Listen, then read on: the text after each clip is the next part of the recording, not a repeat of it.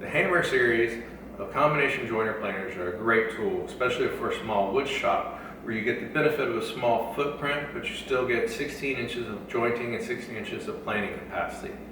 Unfortunately, the manual that comes with this tool is terrible. It does not show you how to set this tool up, how to square your beds, or where any of those access points are even at. So in this video, I will show you how to get to those access points and how to adjust these tables so you'll be milling in no time.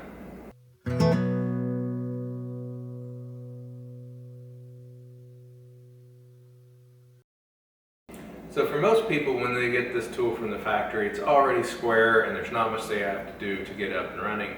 Unfortunately, in my case, it was so out of square that the outfeed table was higher than the top of the cutter blade. So when I ran my first test cut through, it actually hung on the lip of the table. And then the infeed table was so badly out of alignment that none of the adjustment screws would actually bring it back into square. And so I had to do something else, and I'll go over that in this video. So to get started, I'm going to take the fence off, and then I'll start showing you what all the other pieces you need to take off so that we can get started. Okay, of course, safety first. We've got the machine shut off and unplugged, so there's no chance of us accidentally turning this on while we're working on it. We're going to start off by removing this panel, which is just 2 Allen bolts here and here. These panels here and here, which are just these 2 and these 2. And then we'll go around and I'll show you how to remove this access panel here. Optionally, you can take this one off too. The only reason to take this panel off is because it makes it easier to access from this side the cutter head, so that you can safely turn the cutter head without risking cutting your fingers on the blades. To remove this back panel here, there's 2 screws on the inside that you have to take out. This side you can get to pretty easily. Just move the cutter blade so that your fingers aren't up against these blades. And on the other side, you have to pick up this into the dust collection cowl so you can get your screwdriver in there. You might want to put a towel or something down over the blade just to help protect your fingers. And then there's 7 more screws on the back of the table to remove this piece. If your table is really out of alignment, I also recommend that you take these 2 screws out. These attach this panel here, or this keeper bar, and that's what keeps, when you're opening and closing, that's what keeps both tables up and down, opening at the same time. But it's nice to take it apart for this step because you can keep the side of the table that you aren't working on, you can have it set down so you have your tools right there next to you. Otherwise, you're constantly taking your tools off the table, setting them somewhere else, and then having to go get them again. And it just slows the whole operation down, or you end up forgetting something that you left on and you pull the table up and you dump everything off the back side. So if you know you're going to spend a lot of time trying to get this thing in alignment, take this guy off. So once the keeper bar is removed, this lock here will no longer support both the infeed and the outfeed tables from falling down. So you'll want to wedge a piece of wood in here to keep this table from potentially falling down on you. On the back side, you'll need to remove 2 screws on this side of this plate, and then there's 2 screws on the other side, and then these 3 screws here, and then this piece lifts up and off.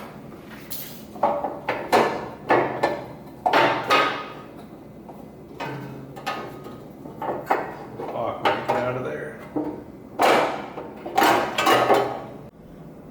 So with this back panel off, you now have these kind of holes exposed, so if you're not careful and you drop something down here, you may end up having to take this access panel down here off, because there is a lip down in there that it can fall and get caught on rather than rolling underneath the table where you can get to them.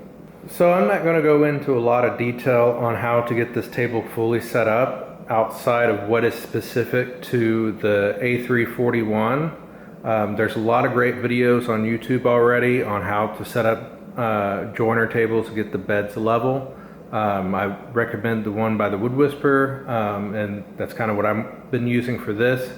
I'm using just a straight edge, and the point is to get these cutter heads so that they just make contact and move the straight edge the same distance on each side of the table, so that you get the table level with the top of the cutter head. Over here you have the eccentric adjustment, and what this does is it raises the whole table coplanar up and down. It doesn't adjust it up and down like that. It doesn't adjust it left and right. The whole thing goes up and down. So you want to start off by at least getting one side to be as level as level with the top of the cutter head. So you'll use a 10mm wrench to loosen this nut here, and this is just your clamping nut, and then you will put a wrench on this eccentric piece here. It's kind of got a notch there, and then if you want to raise the table, you will turn it clockwise. If you want to lower the table, you turn it counterclockwise, and you just move it just a little bit, you know, just small movements. It doesn't take much. And move it a little bit, check, move it a little bit, check, until you get one side top of the cutter head. So on the front of the table, you have these two adjustment posts on the outfeed, and on the infeed side, they're exactly the same. You'll loosen this bottom nut here, and then turn this top one clockwise to lower the table on that side, and counterclockwise to raise it. And because you're hoping that these were coplanar when you got them, you always want to move them the same amount. So because you want to move these the same amount, and it can be a little finicky sometimes. It can be a little finicky sometimes when you get your wrench on here and you loosen this nut, and then you want to turn this top one. You know, every once in a while you slip or whatever, and then you have no reference of where the hell it was at. So if you have a mark on here, it helps you, A, to make sure if you do slip up, you can put it back where it was. But also it just helps you when you're just trying to do micro adjustments. You can just move that a little bit, eyeball it, and tighten it back down. Unfortunately, there's no micro adjustment on the front side of the table. This is all you have to work with. So on the back side, you actually have two different methods to adjusting the table. You have micro adjustments here and here, and then you have your macro adjustments, which are over here, and I'll get to that in a second, and the other one is under here. And this is where the big discrepancy is. If you look at an A3-41, this is not here, it's over here where it's more accessible and plain to see, but on the 41s now it's under here. So if your table is only a little bit out of whack, and you only need to bring it up a couple thousandths at the most, you can actually do that with these guys, which there's also the opposite side of them are under here. So basically what these are doing is these push up against your hinge here. So if you need to move it down on this end, you will loosen these nuts, both top and bottom down here, and then you will thread in or out this little Allen head worm screw. And so if you need to raise this end up, you will back this guy out on the top, and then on the bottom you've got to go in and tighten it up. And so just little increments till you get there. The other thing you want to remember is these are going into cast iron. If you tighten these too hard, you can crack this cast iron. Also, you've got the same things on the side here. I didn't mess with these. I assume that this allows you to adjust your tables if they're somewhat out of square in the horizontal direction, but I don't know why you would care. Maybe this thing doesn't have a rabbiting ledge, so I don't know why it really matters. But I didn't need to mess with those, thankfully. So this is the macro adjustment point. All this is just another one of those worm screws, and it pushes against this lip here. So if you want to raise your bed, you will turn this clockwise. If you want to lower your bed, you'll turn this counterclockwise. But before you can do these, I'm getting ahead of myself though. Before you can do these macro adjustments, you have to loosen 4 bolts, and I'll show you those. But with these guys, you don't have to loosen any bolts. So these guys just are here at the hinge, and they just give you a couple thousandths of an inch of adjustment capability. Here are the 4 nuts you have to loosen to be able to adjust the table to using these macro adjustment points. You've got the one I was just showing you up here, and then you have this one down here, and of course, you know, this one's very hard to get to. You can't get to it with anything besides just an Allen key. You know, it's too close to this, get to it with a socket head or anything like that. But these are your macro adjustment points. So the infeed side is the exact same mirror of the outfeed side. Macro adjustments, you got to loosen these 4 nuts, and then you have the same worm screw here, and then over here. Now the problem I had with my machine when it came in was this side was so high up that I could, you know, nothing I could do to adjust my worm screw here or raise this one over here would bring this corner down enough. And so what I finally realized the problem was these 4 bolts. When this metal here that the bolts go through has a much larger hole than the diameter of the bolt, and so that allows you that adjustment room for the table. But mine were all the way at the top of the hole, and these adjustments just won't, these screws won't fix that. So I had to loosen these up way off, back them way off, and then I had to pick up on the end of the table and then tighten these back down to the point that it would hold this end of the table down. And once you get the tables low, they're a lot easier to adjust. If they're too high, they're just almost impossible to adjust. So that's kind of a tip, is to get the table, you know, if you're having trouble getting the tables level, make sure you get them lower than the blades, then raise them back up, and that's a lot easier. It's just another view from the inside. Here are the 4 bolts that you have to loosen for the macro adjustments, and then this is the macro adjuster that's closest to the cutter head. And these are the ones that I presume let you move the table in the horizontal direction if for some reason they are out of alignment in that direction. So there's a lot of videos out on YouTube on how to, the best ways to adjust your infeed and your outfeed tables to get them coplanar. So I don't want to spend a lot of time on that here, because there's a lot of other information out there, and probably by guys that know what they're doing better than I do.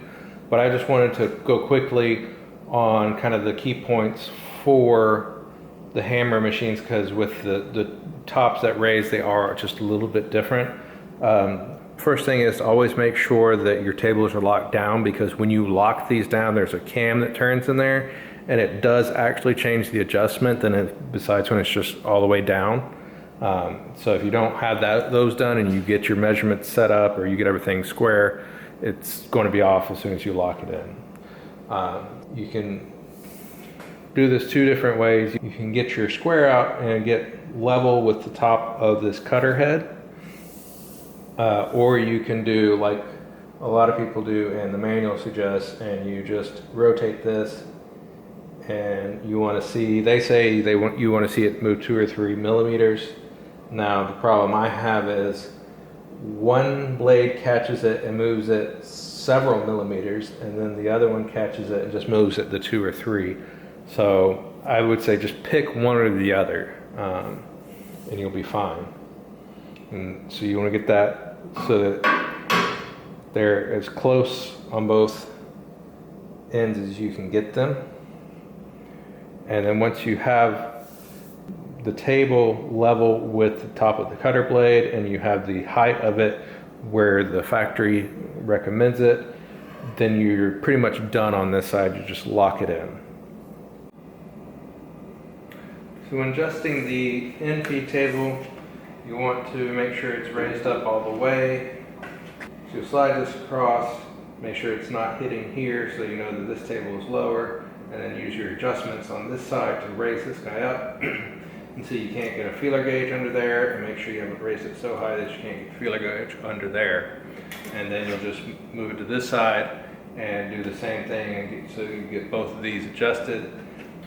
So once you have your outfeed table set up, you start working on your infeed. You want a long straight edge, and you just want to bring it. You want to first make sure that your adjustment over here on the infeed is all the way up, and then you want to bring this guy over, and you want to make sure that first it's not impacting, meaning that the infeed table is higher than the outfeed, and then you'll use a set of feeler gauges to adjust this infeed table corner until you can't get your smallest feeler gauge under each end. And then you'll bring it to the front, do the same thing for that, and then you can go to the back.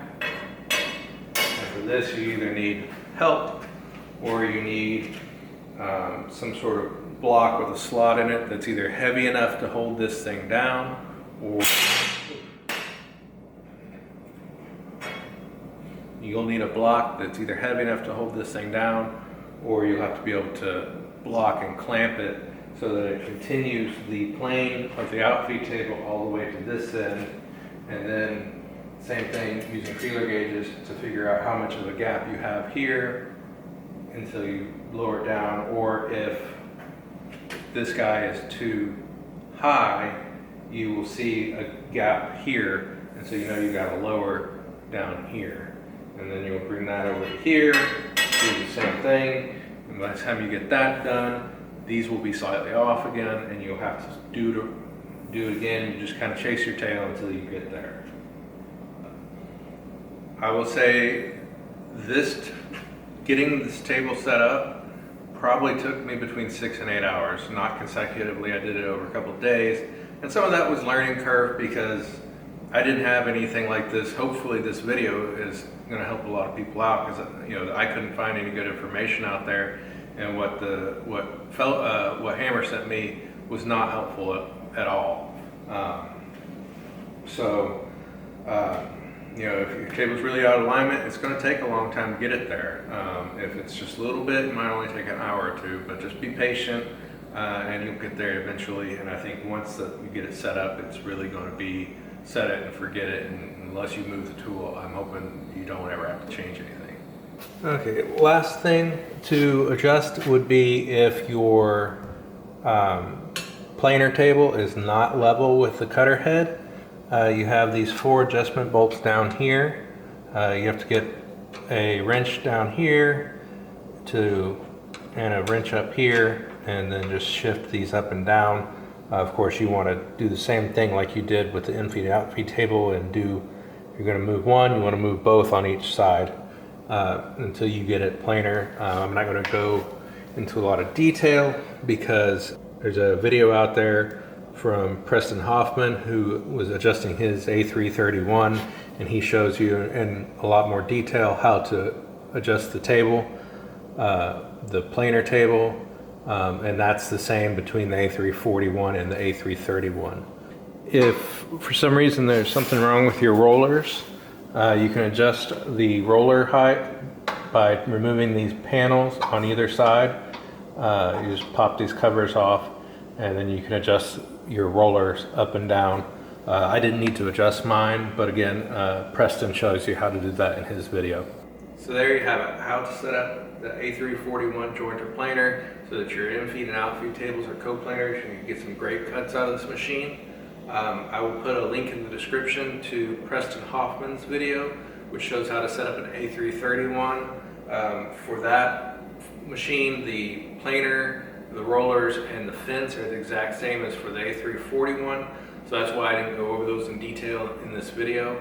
And then I will also put a link in the description to Marc, the Wood Whisperer's video on setting up the infeed and outfeed table on a standard jointer. There's a lot of good information in there that I didn't go into a lot of detail in. in this video. And as always, if this has been helpful to you, please like and subscribe. Thanks.